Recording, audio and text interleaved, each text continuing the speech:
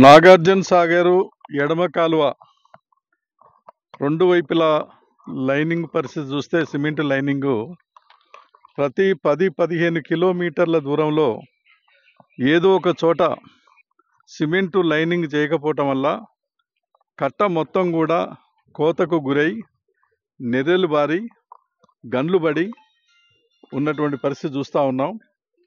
ప్రతి సంవత్సరం కూడా ఈ రకంగా ఈ గండ్లు ఉండటం వల్ల 1-2 సార్లు కాలువలు తెగిపోయి ఆ కాలువలు తెగిపోవటం వల్ల పంట నష్టం జరుగుతుంది. ఇండ్లుంటే ఇండ్లు కొట్టుకుపోతూ ఉన్నాయి. తర్వాత ఆ పంట నష్టంతో పాటు ఇసుక మేట కూడా విపరీతంగా చేరటం అనేది జరుగుతుంది. మళ్ళీ 10-15 రోజులు కాలువ నీళ్లు పోకుంటే ఏంటంటే కట్టేయవలసిన పరిస్థితి వస్తూ ఉంది. అందుకని ఈ నష్టానికి మరి ప్రభుత్వం తర్వాత ఎన్ఎస్పి డిపార్ట్మెంటే కారణం తప్ప ఇంకోటి కాదు.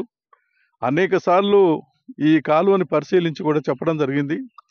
గత సంవత్సరం చెప్పిన తర్వాత కొన్ని అక్కడక్కడ చేశారు. కానీ ఇప్పుడు చూస్తే ప్రతి 15-20 కిలోమీటర్ల పరిధిలో ఎక్కడో చోట ఈ కాలువలు మొత్తం కూడా దెబ్బతిని రేపు నీళ్లు వదిలినట్టయితే సీజన్ మళ్ళీ దగ్గరికి వచ్చింది. రేపు ఆగస్టులో నీళ్లు వదులుతారు.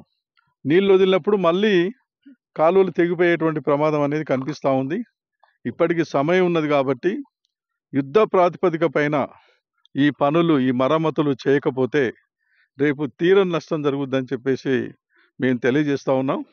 అందుకని ఎన్ఎస్పి అధికారులు ప్రభుత్వ ప్రతినిధులు వెంటనే లెఫ్ట్ కెనాల్ మొత్తం కూడా ఇక మన నాగార్జున సాగర్ నుంచి తర్వాత పాలేరు వరకు కూడా మొత్తం పరిశీలించి ఎక్కడెక్కడనైతే సిమెంటు లైనింగ్ లేకుండా ఇవాళ దెబ్బతిని నెర్రెలు బారి తర్వాత ఏంటంటే గుంతలు పడి ప్రమాదానికి గురయ్యేటువంటి పరిస్థితులు ఉన్నాయో మరి ఇప్పుడు సమయం ఉన్నది కాబట్టి వెంటనే వీటన్నిటిని కూడా మరమ్మతు చేసి రేపు నీళ్ళు వదిలితే మరి ఏమాత్రం కూడా డ్యామేజ్ కాకుండా చూడవలసినటువంటి అవసరం ఉంది. కాబట్టి ఈరోజు సిపిఎం పార్టీ మేము నాయకత్వంగా ప్రతినిధి బృందం మేమందరం కూడా ఇక్కడ తిరిగి పరిశీలిస్తే చాలా ఆందోళన కనిపిస్తూ ఉంది.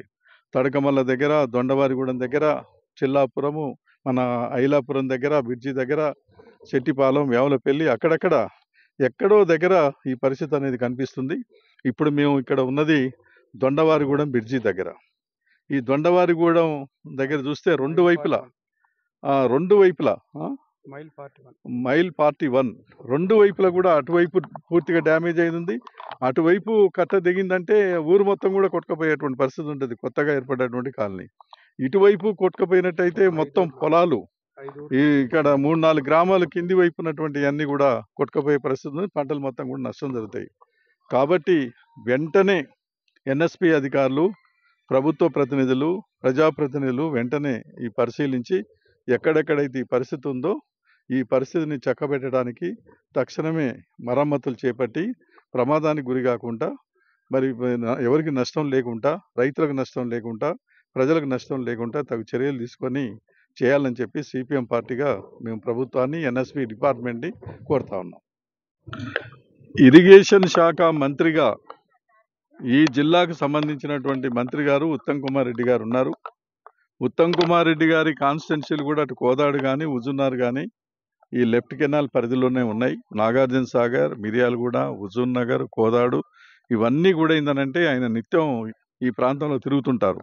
అందుకనే మినిస్టర్ ఉత్తమ్ కుమార్ రెడ్డి గారికి చెప్తున్నాం, అయ్యా మీరు ఓపిక చేసుకొని మీ ఎన్ఎస్పి అధికారులని కారులో తీసుకొని మొత్తం కెనాల్ మొత్తం కూడా మీరు పరిశీలించండి. ఏ దుస్థితిలో ఉందో మీకు అర్థమవుతుంది. ఇవాళ ఈ జిల్లా మంత్రిగా ఉండి ఈ ప్రాంత మంత్రిగా ఉండి కూడా మీరు పట్టించుకోవట్లేదని అంటే మరి ఇక మీ మీద తీవ్రమైన విమర్శ వస్తుంది, ప్రభుత్వం మీద వస్తూ ఉన్నది. వెంటనే మీరు రండి, ఇవన్నీ పరిశీలించండి, యుద్ధ ప్రాతిపదిక పైన మరి పనులు చేపట్టేందనంటే ఈ యొక్క నిర్మాణాలు పూర్తి చేయాలని చెప్పేసి కోరుతా ఉన్నాం.